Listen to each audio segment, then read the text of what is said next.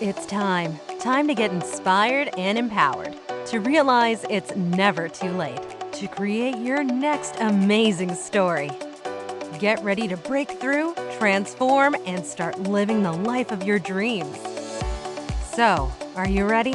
Truly ready to begin your journey to create your next amazing story in life and love? Great. Let's jump in with your host, Life and Love Transformational Coach, Suzanne Oshima. Welcome to the It's Never Too Late show. I'm Marjorie Adams Fiore, and I'll be your guest host today for this show, and we're going to change things up today. I have the pleasure of interviewing Suzanne Oshima. Suzanne's a life and love transformational coach at Your Next Amazing Story. You need to start writing that one. Suzanne helps single women transform midlife into your best life and to find love again in your next chapter. And today, you might want to grab a pen for this one. Today we're talking about the biggest online dating profile mistakes that repel men away.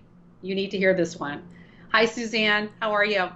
Hi, Marjorie. I'm so excited to have you turn the tables on me and let me share a lot of my expertise on online profiles. Yeah, I'm excited for you to share this information. You got to help a girl out. I mean, we don't want to repel men away, but can you start by sharing with us why you're an expert in online dating? Yeah, that's a great question. So, I didn't go to college to get a degree in dating or online dating. I got a degree in marketing, and I worked in marketing and advertising for years. And after I was laid off from a job, that was a life-changing moment for me because I knew I didn't want to go back into the ad agency world. And believe it or not, I had always been intrigued with the dating industry.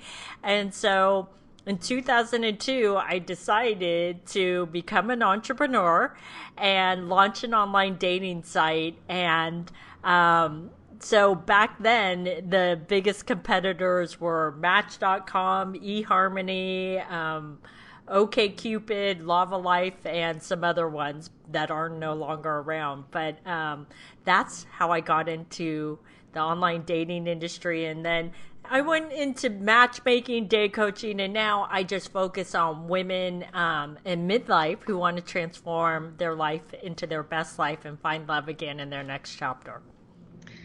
That's amazing that you were like on the cutting edge of being an entrepreneur. I mean, 2002 was way different than it is today. That took a lot of determination and gumption, and I'm sure a lot of savvy, especially in something like a dating site. So you've progressed, to our generation, and I want to jump right in because I think today's topic's really exciting. And just tell us, cut to the chase. What are some of the biggest mistakes women make on their profile?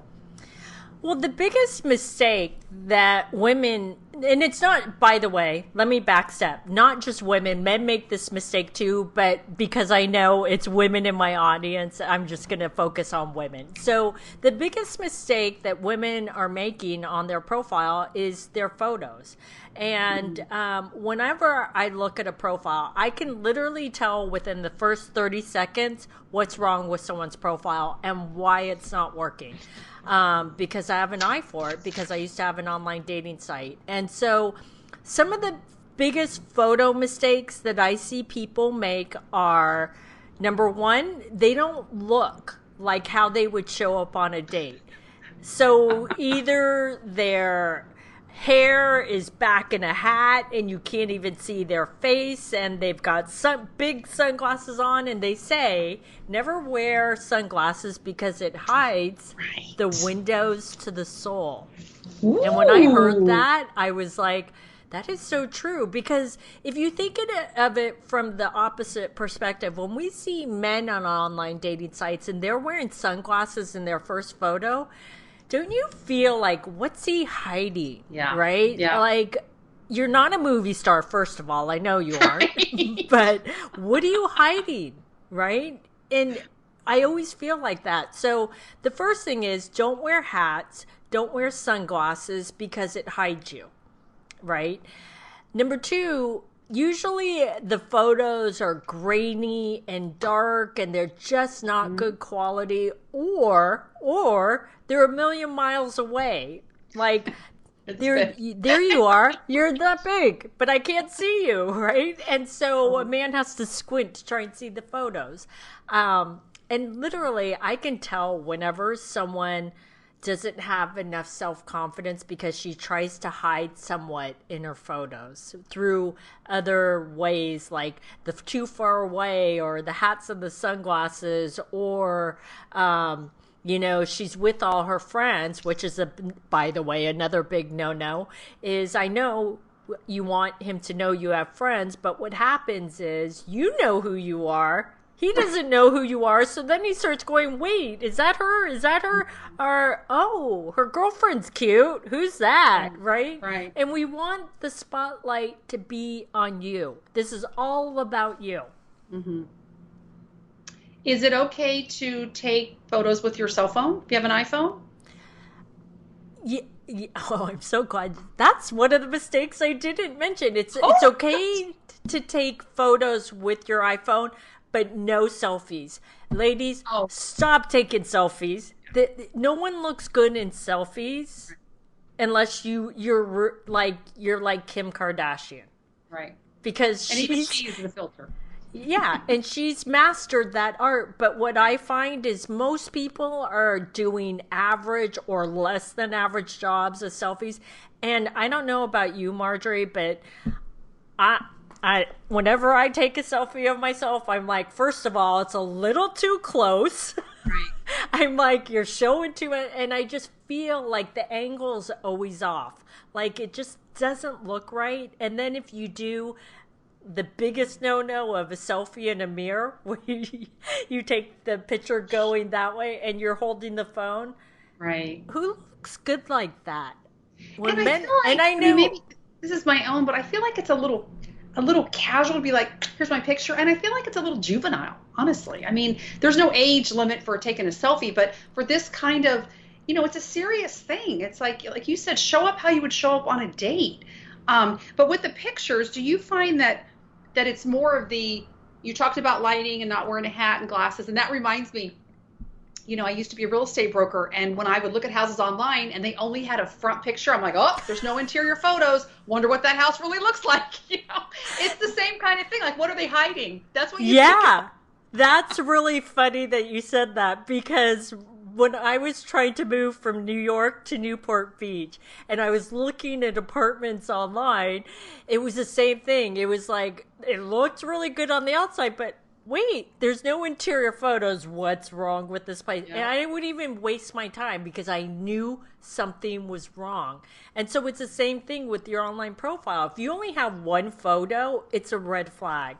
And you want to have a variety of photos, right? It's not just about having the shot of looking good on the first date, but you want to have enough photos that shine you in the best possible light.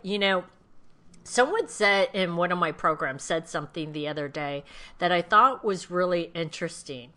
Is she owned her own business, and she got her photos taken for her business and her online website, right?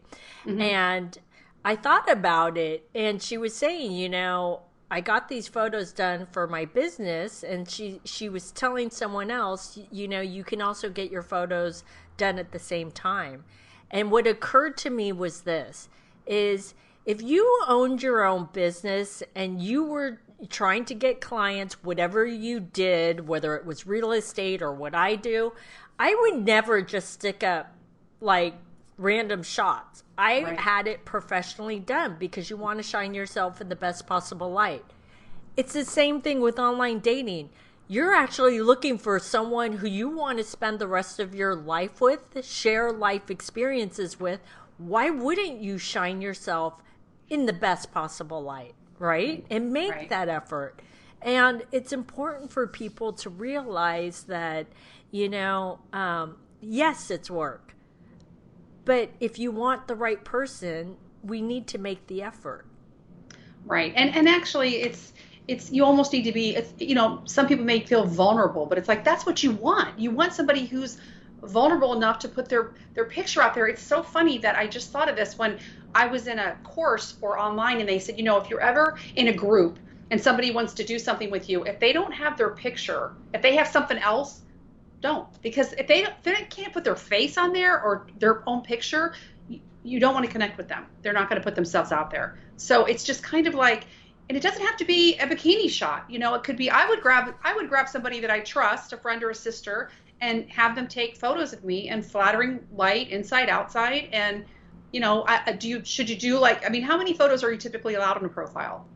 You can have as many as you want. Here's the thing, is it's more about quality, not quantity. Okay. So I always recommend around 5 to 7 shots, right?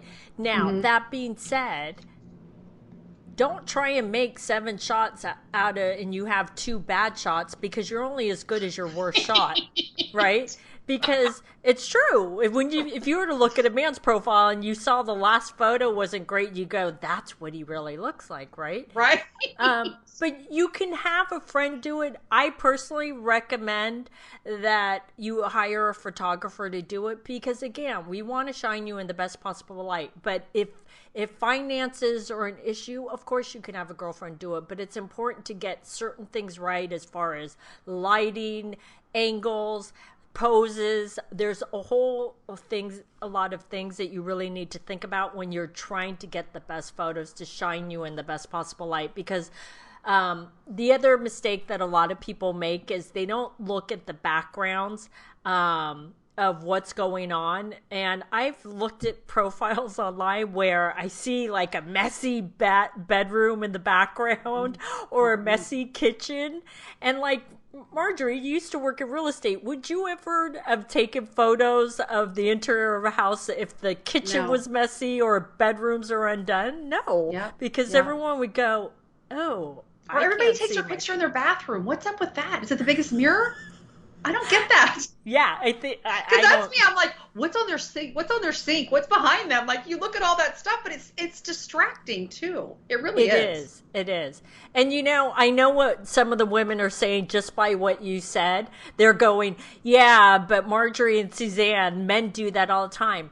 I don't care about the men. We're talking about the women, and those aren't the type of men that you're trying to attract. If you're trying to attract quality men aren't doing those type of photos. Quality men are looking for quality women. They're shining themselves in the best possible light, and it's important for us to do the same, right? Yeah, like you said, even going to a photographer, there's creative ways to do that. I had a college student do my son's, he was a co-student with him, for graduation pictures. Because getting a photographer can be expensive. But she was very generous with her time. And you can find people, it's not a boudoir photo session, and you don't have to have the top photographer, but somebody could come to your house. You could spend a day if you earmark places around town. But why not have some good, this is like an investment for your future. What else? If you got it wrong in the past, or obviously stuff hasn't worked up till now, if you're trying to go do online dating, like, get it right from the beginning. Like, invest in yourself enough to show yourself in your best light. Be serious about it, and then you're done. Then the photos are done. Yeah, it's so true. And you know what I always say to people is that if you make the investment and the effort, right? Because it is an effort, I'm not going to lie. It makes everything just a little bit easier. You will get more men contacting you. And when you reach out to men, you'll get more responses because you're shining yourself in the best possible light. You have to think of it as an ad for you. Remember, I used to also work in advertising. So again, this is your ad. And I know people don't like to hear that, but it's true. It's your ad for you. And it's like your ad, your book cover. But I would think once I did that, I would have more confidence. I would want to see, because I know my photos were professional. They are show me the best light. Like, that's got to give somebody a little boost of confidence, because now they're proud of their profile. They're not like, oh yeah. I would hate to have something half-assed out there, especially for something like this, and go, oh, I need to take those photos down. I need to change those photos. And meanwhile, that's all these potential people that are just moving past you because you've got poor lighting or your glasses on or a hat or a group photo. I mean, was there any other main things that repel? And I want to know why you use that word repel. Like, what do you think somebody looks at and goes, "Oh God, no." It's like It could be one off picture and they're okay. like, next, Yeah. she's not for me. And I know what someone's thinking, well, then he's not for me if he's just not gonna. But we do the same thing. Yeah. We all do the same thing. So we want to put ourselves in the best possible light. And Marjorie, I love how you said that should build your confidence, because then you're like, yeah, this is me, right? Right. And I know some people feel funny doing a photo shoot and it can feel a little awkward, but I'm going to give them 2 tips on how to like really kind of loosen you up. Is number 1 is because I have to do photo shoots too for my business, so I know it feels awkward. But number 1 is or actually I'm going to give you 3 tips. Okay. Number 1 is to practice posing beforehand, because that's where we feel awkward. It's like, oh, what do I do with my hands? What do I do with my legs? Right. Yeah, exactly. So it's practice posing, sitting, standing, doing whatever, right? So that's number 1, because then by the time you get to the photo shoot, you'll feel more comfortable and you'll feel more confident. And then the second thing is, before you do the photo shoot, is I would, we all like music. We all like dancing.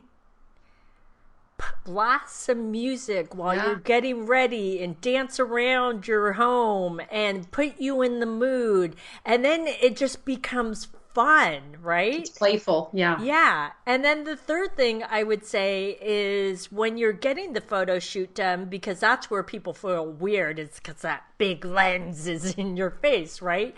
Is when you look into the lens, instead of seeing, oh, this feels awkward, it's a photographer staring at me, I feel funny, is when you look into the lens, look into it like you're looking at the right man that you're going to spend the rest of your life with, and you'll be so much more relaxed, and it'll come across a lot differently in the photos.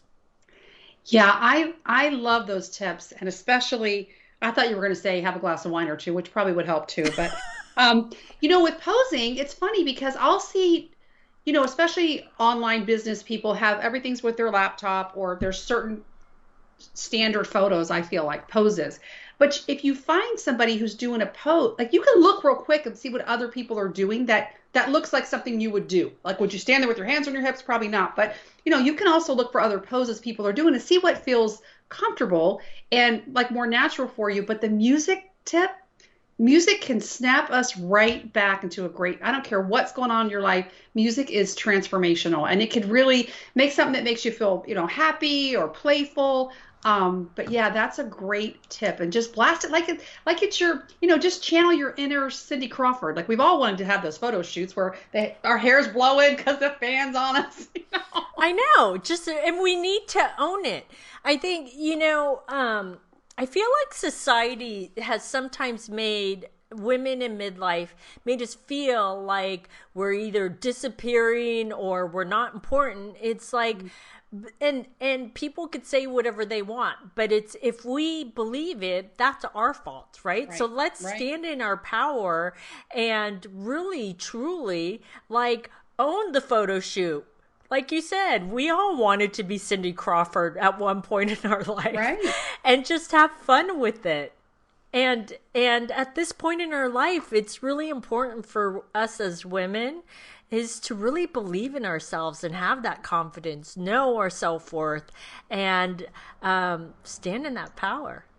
That should be like society should require us when we turn 50 to do a photo shoot, like just so you have it. But really, why not give the gift of that just because we want to do it? Like, just do it for you first, and then you'll just happen to have it. But it would be fun because we do kind of start to shrink, or society makes us feel invisible, or we think everybody's going to want a 30 or 20-year-old. No, they don't. And you don't want that kind of guy anyways. Let him have the 20-year-old. We just need to, yeah, because it's not a desperation move to go online dating. It's like, if it happens, that's fabulous, but you'll never know unless you put yourself out there. And if you do put yourself out there, why not go all in and get the best photos and show yourself in the best light and get help with doing it right from the beginning? Yeah, it's I so mean, important. Yeah, yeah, and you brought up a really great point, Marjorie. I love that you brought it up, is about the men that want to date 20-year-olds. And I always find that odd. When I was a matchmaker, I always had a rule in my head for my clients is you can't really date women that are younger than your adult children, because I always found that weird. right, right. But but the men that want to date women that are younger, let them. Let them. Trust me. You don't want those men. Those men are insecure. They need that, little trophy girlfriend. We as women in midlife are so much stronger, smarter, confident, and we know what we bring to the table. So we get to stand in that. And if a man doesn't want to date you because of your age, he's the wrong man for you. It's okay. Right.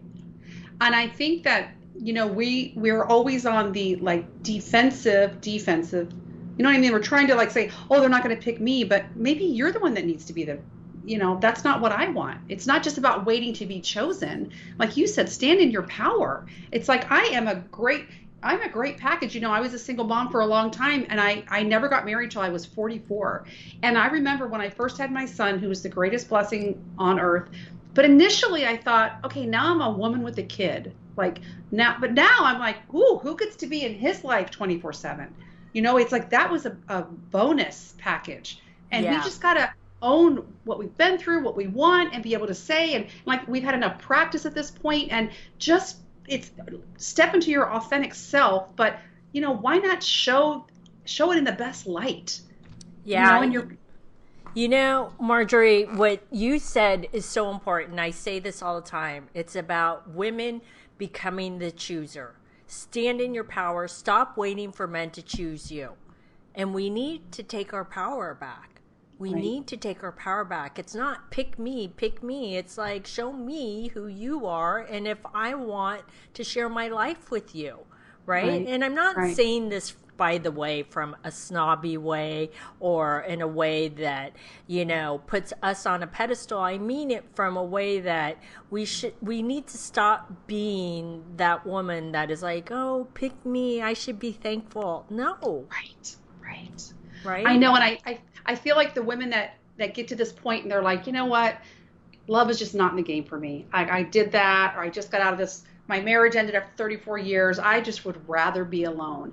No, you wouldn't. I mean, we're not meant to be alone. Like you said, take the time to heal. Always make sure that happens. But you've got nothing to lose. It's a choice. Like, why not have your profile out there and let the universe work in bringing your life partner to you? But you've got to take that first step. And you're not meant to do life alone. You do deserve love at this chapter. And it's not about, waiting and being on the receptive end. It's like, no, I'm going to go for it like you would pursue anything else that's important to you in life. And like, it's a life commitment. You want to spend your days, your nights, your life, build this next chapter of your life with somebody.